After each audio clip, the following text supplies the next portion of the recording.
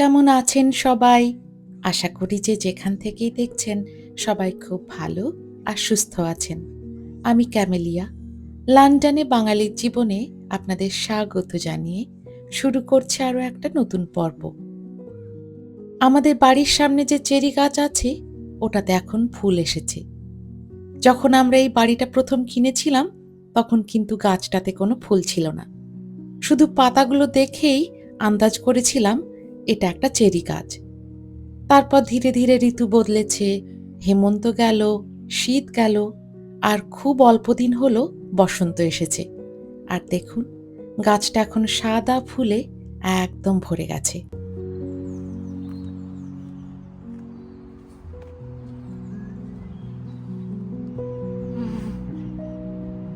মৌমাছি ঘোরাফেরা করছে, ভয়ও লাগছে। কোথায় কোথায় গিয়েছি এই চেরি ব্লসম দেখার জন্য।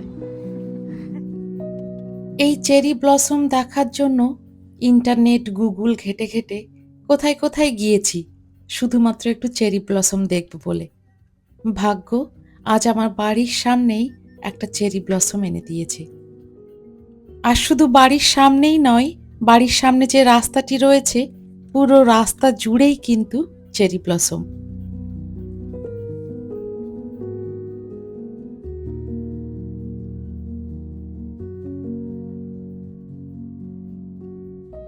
যাই হোক, আজকের পর্বটি একটু আলাদা হতে চলেছে। এই পর্বে কোনো একটানা দিনের গল্প কিন্তু নেই। গত কয়েক সপ্তাহ ধরে ঠিকমতো ভিডিও শুট করতে পারিনি, জানেন। কোনো দিন শুরু তো করেছিলাম কিন্তু শেষ করতে পারিনি। এইভাবে করতে করতে ভাঙাচোরা বেশ কটা ভিডিও ফুটেজ কিন্তু আমার ফোনে জমা হয়েছিল। একদিন গিয়ে পাড়ার চেরি ব্লসমের ছবিটা তুলে নিয়ে এলাম, তার পরের দিন এই যে বাগান পরিষ্কার করতে এলাম। আপনারা তো জানেন বেশ কয়েকদিন হলো বাগানের ঘাসটা কাটা হয়েছে, এবার বাগানের বাকি অংশগুলো একটু পরিষ্কার করে নেওয়ার পালা। কি সুন্দর নাশপাতির ফুলগুলো এসেছে দেখুন। এদিকে বাগানে আসাই হয়নি 2-3 দিন। আমি জানালা দিয়ে দেখছি কিন্তু কাছে এসে দেখা হয়নি। কি সুন্দর ফুলগুলো এসেছে দেখুন। আর এই যে আপেলেরও কুড়ি আসছে, তবে একটু ছোট্ট এখনো।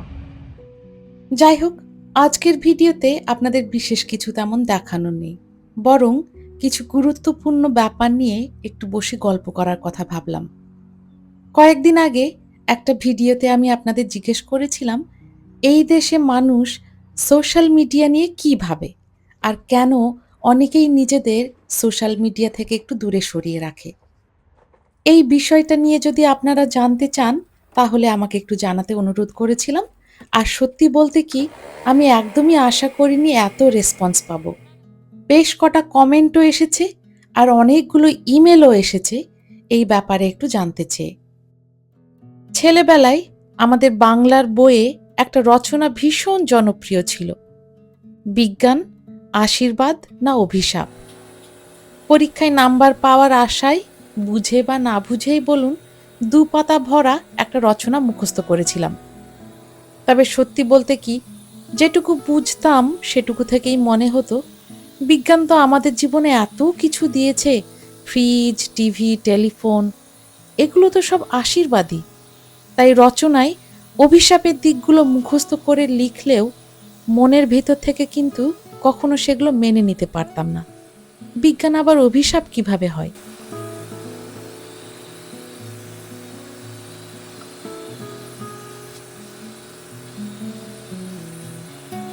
এত অল্প সময়ের মধ্যে এত প্রযুক্তি আমাদের জীবনে চলে এসেছে, এত সহজে আর এত হাতের নাগালে। এখন বুঝি সেই অভিশাপ কথাটা পুরোপুরি ভুল ছিল না। আগে হয়তো এই দিকগুলো একটু এড়িয়ে যাওয়া যেত বছর 10 আগেও, কিন্তু এখন আর সেভাবে এড়িয়ে যাওয়া যায় না।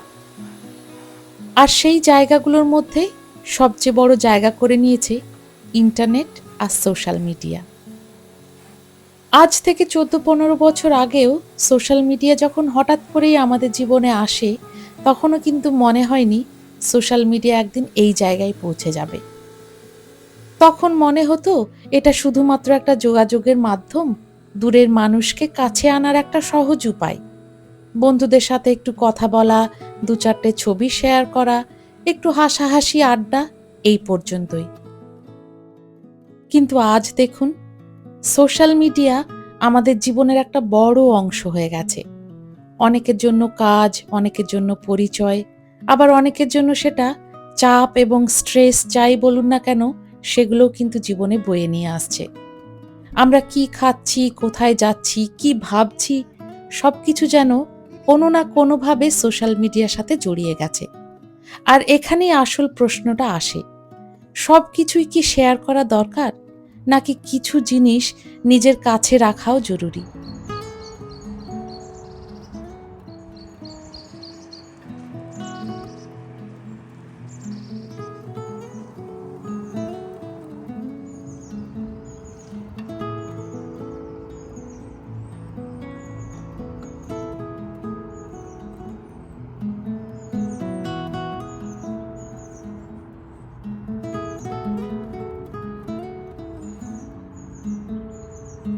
লিলি,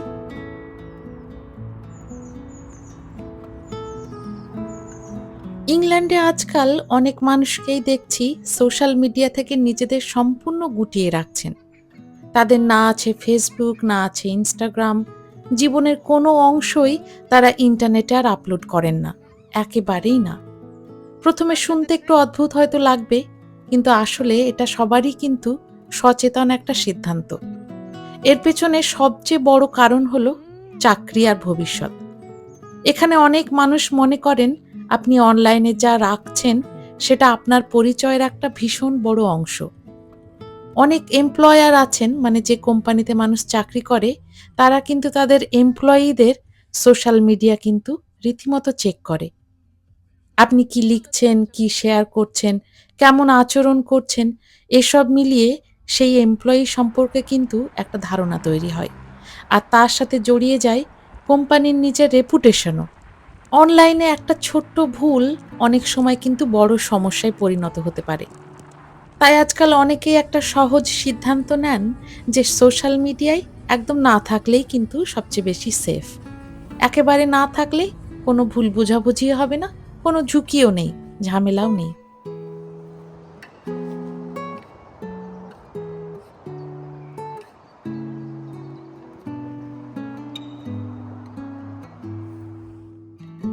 পথে যেতে যেতে পড়ল একটা সরিষার ক্ষেত।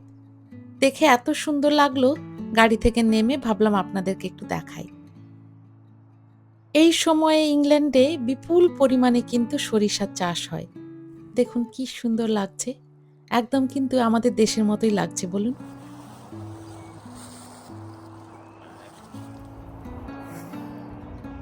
তাহির সর্ষে ক্ষেত দেখে কি মনে হচ্ছে? খুব সুন্দর।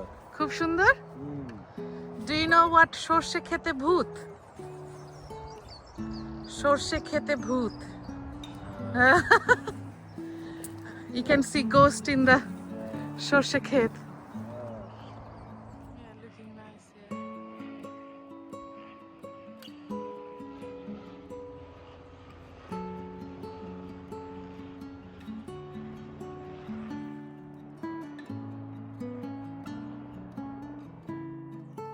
দ্বিতীয় একটি কারণ যেটা মানুষ এখানে সোশ্যাল মিডিয়া সম্পর্কে ভীষণ ভয় পান, সেটা হলো কন্ট্রোল হারানোর ভয়। একবার কিছু পোস্ট হয়ে গেলে তারপর সেটা কিন্তু আর পুরোপুরি আপনার থাকে না। কেউ স্ক্রিনশট নিল, কেউ শেয়ার করলো, আপনি ডিলিট করে দিলেও সেটা কোথাও না কোথাও কিন্তু থেকে যেতেই পারে। আর এই অদৃশ্য জায়গাটাই মানুষকে একটু থামিয়ে দেয় এখানে। তৃতীয় কারণ হলো প্রাইভেসি, যেটা যদিও আমার মনে হয় সেটাই সবচেয়ে বড় কারণ এখানকার মানুষের সোশ্যাল মিডিয়া থেকে দূরে থাকার, তা হলো প্রাইভেসি। অনেকেই ভাবেন যাদের চিনি না জানি না তাদের সামনে কেন নিজের জীবনটা তুলে ধরব। বাইরের দরজায় কেউ কড়া নাড়লে কে এসেছে সেটা আমরা না স্থির করে দরজা কিন্তু খুলি না।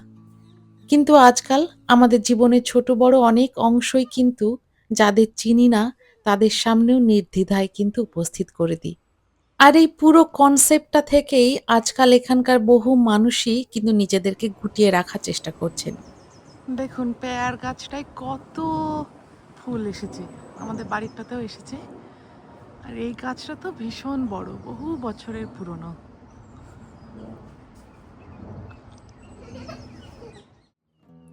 তাহির একদিন গল্ফ খেলতে গিয়েছিল, ওকে বলেছিলাম ওর গল্ফ খেলতে যাওয়ার কিছু দৃশ্য যেন আমাকে রেকর্ড করে এনে দেয়, আপনাদের সামনে একটু তুলে ধরবো।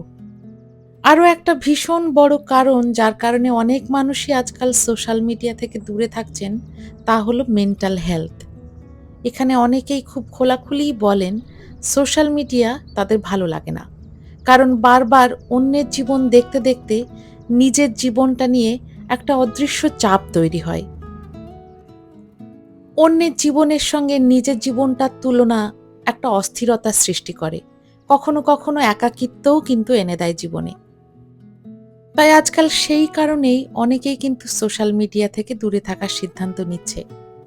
আরও একটা খুব বাস্তব দিক হলো সময় নষ্ট করা। অনেকেই বলেন আমি বুঝতেই পারি না সোশ্যাল মিডিয়ায় স্ক্রল করতে করতে কতটা সময় চলে যাচ্ছে। 5 মিনিট স্ক্রল করতে গিয়ে কখন যে 1 ঘন্টা কেটে যায় কেউ টেরই পায় না।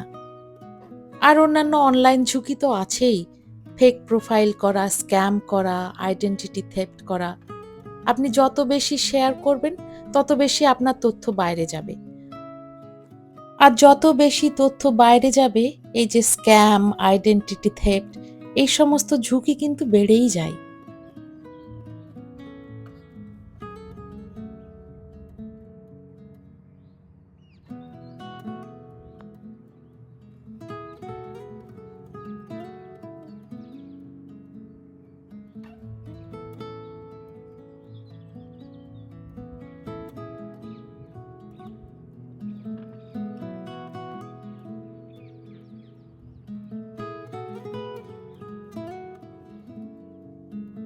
আমি নিজের কথা বলি, আমি তো ব্লগ করি, তাই পুরোপুরি সোশ্যাল মিডিয়া থেকে দূরে থাকা আমার পক্ষে সম্ভব নয়। কিন্তু আমি প্রতিদিনই শিখছি কোথায় থামতে হবে। এই দেশে একজন ব্লগার হিসেবে আমাদের ভীষণ সাবধানে চলতে হয়। কি শ্যুট করছি, কাকে দেখাচ্ছি, কি নিয়ে কথা বলছি, সবকিছুই কিন্তু ভেবে করতে হয়। বিশেষ করে কাউকে পার্সোনালি শ্যুট করতে গেলে তাদের কাছ থেকে কিন্তু অনুমতি নিয়েই তবে তাদের শ্যুট করতে হয়। এই কারণেই আপনারা আমার বহু বন্ধু বান্ধব বা পরিবারের লোকজনদের আমার ব্লগে কিন্তু দেখতে পান না। আমি নিজেও কিন্তু জীবনের সবকিছু শেয়ার করতে পছন্দ করি না। অনেক সময় এমন হয় পোস্ট করার সময় পাই না, আবার অনেক সময় এমন হয় ইচ্ছে করেই পোস্ট করি না। তবে আমি নিজেও সঠিক বাউন্ডারিটা কিন্তু এখনো খুঁজছি। আজ থেকে প্রায় বছর 2 আগে যখন ব্লগিংটা শুরু করেছিলাম, খুব ছোট্ট একটা জায়গা থেকে কিন্তু শুরু হয়েছিল। আমার লন্ডনের ছোট্ট বাগানে কি সবজি চাষ করছি সেই আগ্রহ থেকেই। কিন্তু কখন যে ধীরে ধীরে এই চ্যানেলটা দাঁড়িয়ে গেল আর ব্লগিংটা শখ থেকে একরকম নেশায় পরিণত হলো, নিজেও বুঝতে পারিনি কখন হয়েছে। আজ এই 2 বছর পরে দাঁড়িয়ে সত্যি বলতে কি মাঝে মাঝে একটু ভাবি জানেন, এই যে এত এত এপিসোড আপনাদের সঙ্গে শেয়ার করেছি, তার মধ্যে কোনগুলি সত্যিই অর্থপূর্ণ ছিল আর কোনগুলো শুধু ইউটিউব অ্যালগোরিদম ঠিক রাখার জন্য এলোমেলোভাবে পোস্ট করা, সেগুলো ভেবে দেখলেই কেমন একটা লাগে। বহু এপিসোড আছে সোজা বাংলায় যার কোনো মাথামুন্ডু নেই। এখন ভাবলেই মনে হয় সেগুলো না পোস্ট করলেও হতো। তবে আজকাল একটা বিষয় ভীষণভাবেই ভাবাচ্ছে, আমি যা পোস্ট করি সেগুলো আপনাদের জীবনে কি ভ্যালু যোগ করছে। আজকাল আমি চেষ্টা করছি কম কিন্তু অর্থপূর্ণ কিছু এপিসোড আপনাদের সামনে নিয়ে আসার, যেগুলো দেখলে আপনারাও একটু শান্তি পাবেন, আপনাদের জীবনে কোনো ভ্যালু যোগ হবে, যেগুলো দেখলে সত্যি সত্যি আপনাদের কোনো কাজে আসবে অথবা অন্তত মনটা একটু ভালো করে দেবে। আমি নিজে মনে করি সোশ্যাল মিডিয়া কিন্তু এখন প্রত্যেকের জীবনের একটা বড় অংশ। সোশ্যাল মিডিয়া থেকে সম্পূর্ণরূপে বেরিয়ে আসা কিন্তু সম্ভব নয়, এটা যদিও আমার নিজের ব্যক্তিগত একটা ধারণা। তবে যারা সম্পূর্ণরূপে সোশ্যাল মিডিয়া থেকে দূরে থাকতে পারেন তাদের ধৈর্য আর ব্যক্তিত্বকে সত্যি সম্মান জানাতে হয়। তবে আমরা বেশিরভাগ মানুষই কিন্তু পারি না, আর সেটা না পারাটাও খুব স্বাভাবিক। কিন্তু আমরা অন্তত একটা কাজ করতে পারি, যেগুলো দেখে বা শেয়ার করে আমরা আমাদের নিজের জীবনে অথবা অন্য কারোর জীবনে ভালো কিছু করতে পারবো, সেগুলো শেয়ার আর দেখাটাই কিন্তু বড় কথা।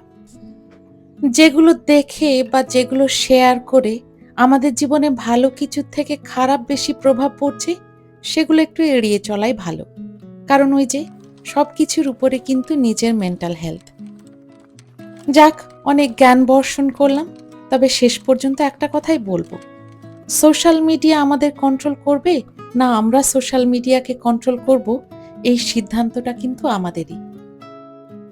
আর এই ছোট ছোট সচেতনাগুলোই হয়তো আমাদের জীবনটাকে অনেকটাই শান্ত, সুন্দর করে তুলতে পারে। আপনাদের বক্তব্য শুনতেও কিন্তু আমি ভীষণভাবে আগ্রহী। আপনাদের কি মনে হয়, সোশ্যাল মিডিয়া আশীর্বাদ না অভিশাপ, নাকি দুটোই? শুধু ব্যবহারটার উপর নির্ভর করে জীবনটাকে গুছিয়ে নেওয়া যায়? যাই হোক, আজকের পর্বটি এই পর্যন্তই থাক। আপনাদের সকলের সুস্থতা কামনা করে পর্বটি এখানেই শেষ করছি। সবাই খুব ভালো থাকবেন, সুস্থ থাকবেন।